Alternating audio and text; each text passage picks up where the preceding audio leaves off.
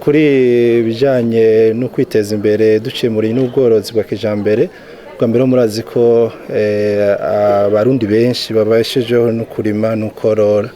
None rero nka diocese n'andi mashengero mbere n'abandi mashirahamwe turafasha cyane bwa mbere kwigisha abarimyi n'aborozi kurima kijambere kugira ngo barime hato bimbure vyinshi bakoresheje uburyo buke.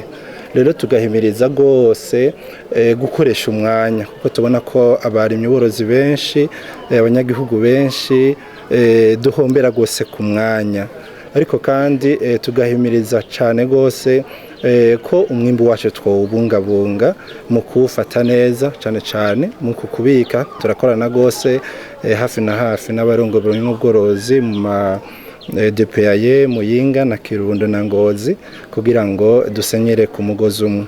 Ico rero dufasha cyane ni gome turiko turaba benshi mu Burundi, ariko cyane muravye aho mwaciye murabona ingene amatongo yacu atunganijwe. Niyo twoba bakeyi ajya amatongo tutatunganije neza tuzoguma dusonza. Rero tugafasha gose tugahimiriza hamwe n'aba DPAye yuko ayo matongo nayo nyene haruhande yuko tubwirizwa kumenyesha abantu ko bovyara bake bashoboye kurera.